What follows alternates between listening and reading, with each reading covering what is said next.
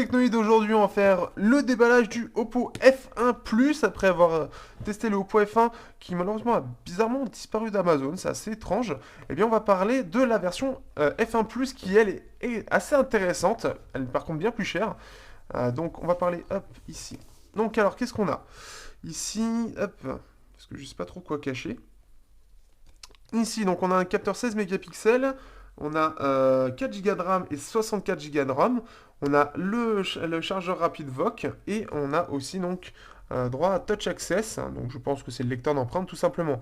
C'est un 5.5 pouces, il fait 145 grammes avec la batterie. Donc 13 mégapixels. Alors ça c'est marrant, 16 mégapixels ici, mais là c'est 13 mégapixels. Ah oui, 13 mégapixels à l'arrière et 16 devant.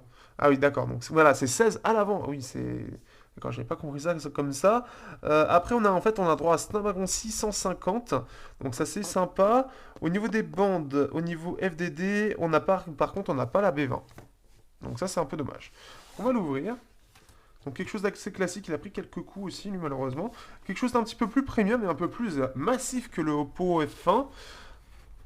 On va l'ouvrir et... Tada! Ah, il est joli. Oh, il est tout rose, eh. Eh, j'ai passé pour un gay. Euh, je suis pas homophobe, hein, ne vous inquiétez pas. Mais ouais, il est tout rose. D'accord, je m'attendais pas à la version rose. D'accord, donc c'est un téléphone, ouais, ouais, le design est largement plus travaillé que le Oppo F1, le tout premier. Forcément, là, il est à 400 euros. Alors, je tiens à préciser, bon, il a déjà été utilisé. C'est Android MT qui l'a utilisé et je le récupère. Je remercie d'ailleurs Lionel de Oppo Fan France de me l'avoir envoyé, de me l'avoir proposé. Et donc, on va regarder ça.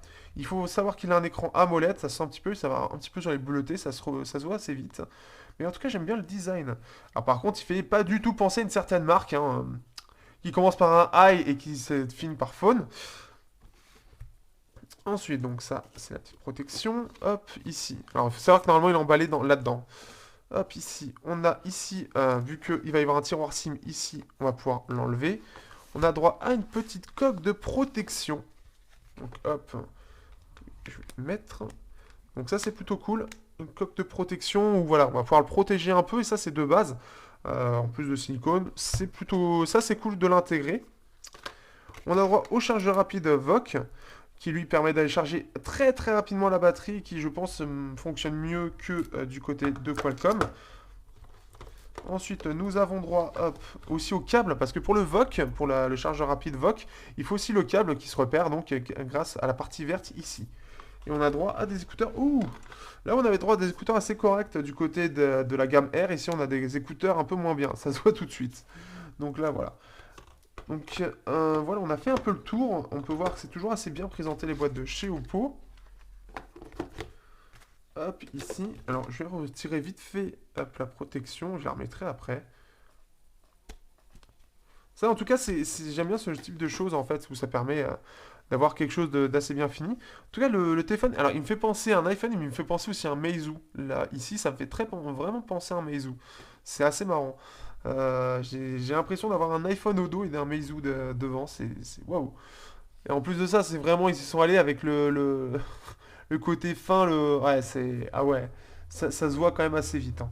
J'essaierai de le comparer demain. Je vais aller à l'Apple Store et je vais me faire des petites photos sur les réseaux sociaux de ça parce que là, ils sont quand même allés loin. C'est alors là déjà qu'on dit Samsung reprend, on reprend, mais alors là. Ah là, on peut rien dire là. Oppo, là, ils ont décidé d'y aller à fond. Donc ici, après, donc ici, on a les touches volume plus moins. Voilà. Ouais, c'est... D'accord. D'accord, d'accord. Là, je vais faire des photos demain parce que je pense que ça vaut le coup. Parce que, ouais, en fait, je m'attendais à quelque chose d'un peu plus comme le Oppo F1, mais là, ouais, non, c'est très, très Apple, hein. Carrément. C'est... Waouh. Je ne m'attendais pas. C'est une surprise. Donc, ce qui fait que, hop, ici, on va le mettre en français.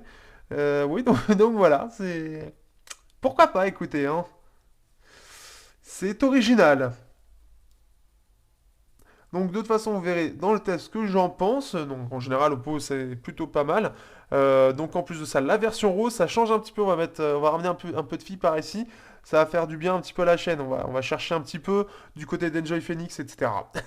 Allez, sur ce, à bientôt pour le test du Oppo F1 Plus.